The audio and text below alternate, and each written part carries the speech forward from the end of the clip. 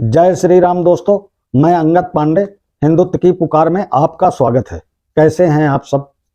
आशा करता हूं कि स्वस्थ होंगे, मस्त होंगे। दोस्तों आज हम चर्चा करने वाले हैं आचार्य चाणक्य जी के विषय में। आचार्य चाणक्य जी के जीवन परिचय बताएंगे आपको। आचार्य चाणक्य जी के कठिन समय के बारे में बताएंगे, उनके साथ क्या हुआ वो भी बताएंगे। और दोस्तों आचार्य चाणक्य जी के जीवन परिचय भी बताएंगे और उनके नाम भी बताएंगे और उनकी योग्यता भी बताएंगे। और दोस्तों हम जो है एक एपिसोड एक अध्याय से बनाएंगे। चाणक्य नीति के 17 अध्याय यानी 17 एपिसोड हम चाणक्य जी के नीतियों के बारे में बताएंगे। उनकी क्या नीतियां थी ये बताएंगे हम आप लोगों को। और आज तो हम उनके परिचय के बारे में परिचय ही बताएंगे। कल से हम जो है उन पहला अध्याय, चाणक्य नीति का पहला अध्याय के बारे में बताएंगे। तो लास्ट तक बने रहें दोस्तों, सब्सक्राइब करें, शेयर करें। दोस्तों अब हम आ रहे हैं विषय पे। आचार्य चाणक्य को ही कौटिल्य, विष्णुगुप्त और वत्सायन कहते थे। उनका जीवन बहुत ही कठिन और रहस्यों से भरा हुआ था। जीवन की संक्षिप्त जानकारी हम दे रहे हैं दोस्तों। मगध के सीमावर्ती नगर में एक साधारण ब्राह्मण आचार्य चाणक्य रहते थे। चाणक्य मगध के राजा से असंतुष्ट थे। चाणक्य किसी भी तरह महामत के पद पर पहुंचकर राज्य को विदेशी आक्रांताओं से बचाना चाहते थे। इसके लिए उन्होंने अपने मित्र अमात्य और सक्टार से मंत्रणा कर घनानंद को उखाड़ फेंकने की योजना बनाई। लेकिन गुप्तचर के द्वारा महामात्य राक्षस और कात्यायन को इस षड्यंत्र का पता लग गया। उसने मगध सम्राट घनानंद को इस षड्यंत्र की योजना बता दी कि ऐसा षड्यंत्र हो रहा है राज्य के लिए। चाणक्य को बंदी बना लिया गया और राज्य भर में खबर फैल गई कि राजद्रोह के अपराध में एक ब्राह्मण की हत्या की जाएगी। चाणक्य के किशोर पुत्र कौटिल्य, उस समय उनका कौटिल्य नाम था, कौटिल्य को यह बात पता चली तो वह चिंतित और दुखी हो गया। चाणक्य का कटा हुआ सिर राजधानी के चौराहे पर टांग दिया गया, मार दिया गया उनको। पिता के कटे हुए सिर को देखकर कौटिल्य बहुत दुखी हुआ दोस्तों, बहुत दुखी हुआ। और चाणक्य की आंखों से आंसू टपक रहे थे। उस वक्त चाणक्य की आयु 14 वर्ष थी। रात के अंधेरे में उसने बांस पर टंगे अपने पिता के सिर को धीरे धीरे नीचे उतारा और एक कपड़े में लपेट कर चल दिया। अकेले पुत्र ने पिता के दाह संस्कार किया। तब कौटिल्य ने गंगा का जल हाथ में लेकर शपथ ली, हे गंगे, जब तक हत्यारे घनानंद से अपने पिता की हत्या का प्रतिशोध नहीं लूंगा तब तक पकाई हुई कोई वस्तु नहीं खाऊंगा। तब तक और जब तक महामत के रक्त से अपने बाल नहीं धो लूंगा तब तक शिखा यानी चोटी नहीं बांधूंगा। ये कसम खा लिए थे। हमेशा खुली चोटी रखूंगा, ऐसा बोले थे। मेरे पिता का तर्पण तभी होगा जब हत्यारे घनानंद के रक्त से पिता की राख को गीला नहीं कर दूंगा, राख के साथ उसका खून नहीं मिलाऊंगा। हे यमराज, घनानंद नाम तुम अपने लेखे से काट दो। उसकी मृत्यु का लेख अब मैं लिखूंगा, ऐसा चाणक्य जी ने कहा था। इसके बाद कौटिल्य ने अपने नाम बदलकर विष्णुगुप्त रख लिया। एक विद्वान पंडित राधा मोहन ने विष्णुगुप्त को सहारा दिया। राधा मोहन ने विष्णुगुप्त की प्रतिभा को पहचानता था और उन्होंने तक्षशिला विश्वविद्यालय में दाखिला दिलवा दिया। वह विष्णुगुप्त अर्थात चाणक्य के जीवन की एक नई शुरुआत थी। तक्षशिला में चाणक्य ने न केवल छात्र, कुलपति और बड़े बड़े विद्वानों को अपनी ओर आकर्षित किया, बल्कि उसने पड़ोसी राज्य के राजा पोरस से भी अपना परिचय बढ़ा लिया। दोस्तों, सिकंदर के आक्रमण के समय चाणक्य ने पोरस का साथ दिया। सिकंदर की हार और तक्षशिला पर सिकंदर के प्रवेश के बाद विष्णुगुप्त अपने गृह प्रदेश मगध चले गए और वहां से प्रारंभ हुआ उनका नया जीवन। उन्होंने विष्णुगुप्त नाम से सकटार से मुलाकात की। पिता का मित्र सकटार, जो अब बेहद ही वृद्ध हो चला था, चाणक्य ने देखा कि मेरे राज्य की क्या हालत कर दी है घनानंद ने।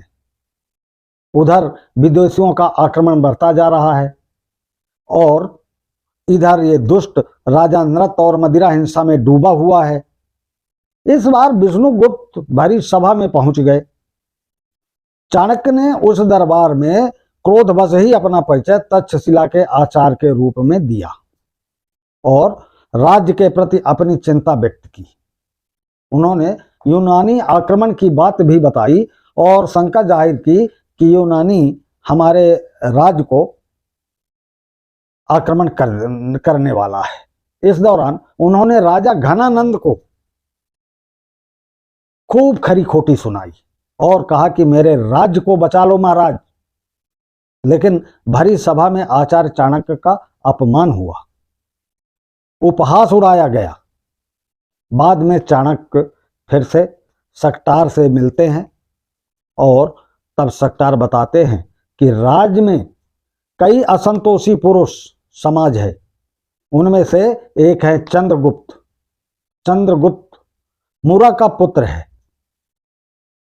किसी संदेह के कारण घनानंद ने मुरा को जंगल में रहने के लिए विवश कर दिया। अगले दिन सकटार और चाणक्य ज्योतिषी के भेष धरकर उस जंगल में पहुंच गए जहां मुरा रहती थी और जिस जंगल में अत्यंत ही भोले भाले लेकिन लड़ाकू प्रवृत्ति के आदिवासी और वनवासी जात के लोग रहते थे, वहां पहुंच गए और पहुंच करके वहां चाणक्य ने चंद्रगुप्त को राजा का एक खेल खेलते हुए देखा था। तब चाणक्य ने चंद्रगुप्त को अपने जीवन का लक्ष्य बना लिया दोस्तों, और फिर शुरू हुआ चाणक्य का एक और नया जीवन। कौटिल्य उर्फ विष्णुगुप्त अर्थात आचार्य चाणक्य पुत्र चाणक्य ने उस चंद्रगुप्त को शिक्षा और दीक्षा देने के साथ ही भील आदिवासी और वनवासियों को मिलाकर एक सेना तैयार की और घनानंद के साम्राज्य को उखाड़ फेंक कर चंद्रगुप्त को मगध का साम्राज्य बनाया। बाद में चंद्रगुप्त के साथ ही उसके पुत्र बिंदुसार और पौत्र सम्राट अशोक को भी चाणक्य ने महामंत्री पद पर रहकर मार्गदर्शन दिया। ऐसे हुई थी चाणक्य जी की नीति की शुरुआत। अब दोस्तों बता दूं चाणक्य जी की मौत कैसे हुई थी। आचार्य चाणक्य की मौत का रहस्य इतिहासकारों में उसको लेकर मतभेद है। हालांकि कुछ शोधकर्ता बताते हैं कि आचार्य चाणक्य की मौत नहीं, वो ये सब खत्म होने के बाद रथ में बैठकर जंगल की ओर चले गए, फिर वापस नहीं आए। उनकी मृत्यु को लेकर 3 तरह की थ्योरी प्रस्तुत करते हैं। आओ जानते हैं। चंद्रगुप्त मौर्य के पुत्र बिंदुसार मौर्य और उनके पुत्र सम्राट अशोक थे। आचार्य चाणक्य ने तीनों का ही मार्गदर्शन किया है। चाणक्य का जन्म ईसा पूर्व 371 में हुआ था, जबकि उनकी मृत्यु ईसा पूर्व 283 में हुई थी। चाणक्य का उल्लेख मुद्रा राक्षस, बृहत कथा कोश, वायु पुराण, मत्स्य पुराण, विष्णु पुराण, बौद्ध ग्रंथ, महावंश, जैन पुराण आदि में मिलता है। बृहत कथा कोश अनुसार चाणक्य की पत्नी का नाम यशोमती था। मुद्रा राक्षस के अनुसार चाणक्य का असली नाम विष्णुगुप्त था। चाणक्य के पिता चाणक्य ने उनका नाम विष्णुगुप्त ही रखा था दोस्तों, और कौटिल्य रखा था। मेन कौटिल्य, वो कौटिल्य ही बोलते थे, लेकिन बाद में विष्णुगुप्त जैसे आजकल बच्चों के 2 नाम होते हैं।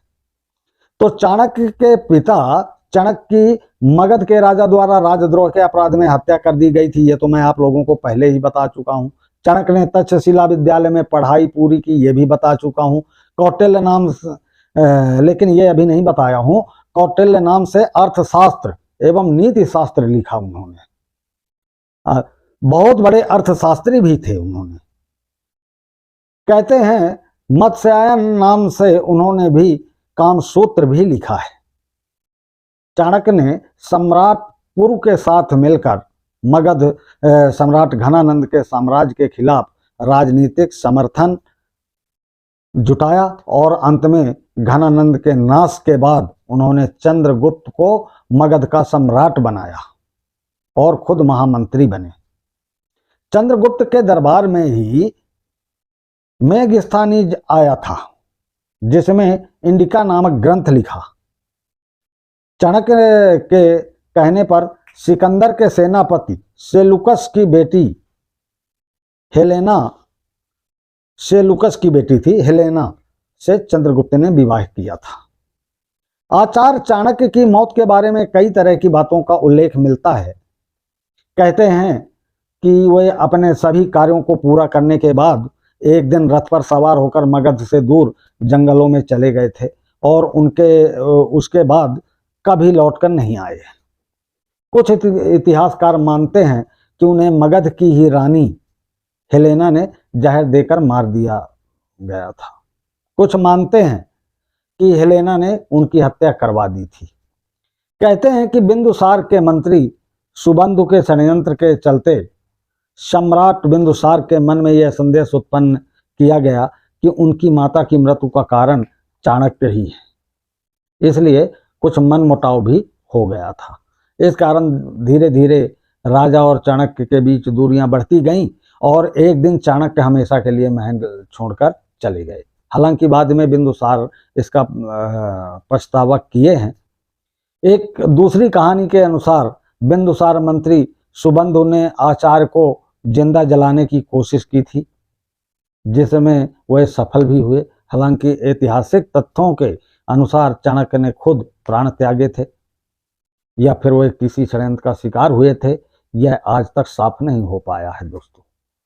तो दोस्तों, ये रहा चाणक्य जी के जीवन के बारे में, और कल का मेरा वीडियो चाणक्य नीति का प्रथम अध्याय रहेगा दोस्तों। आप जो है अवश्य देखें कल का वीडियो और सब्सक्राइब करें, शेयर करें, बेल आइकन बटन अवश्य दबाएं दोस्तों, और कमेंट में जय श्री राम लिखें। जय हिंद, जय भारत, जय जय श्री राम।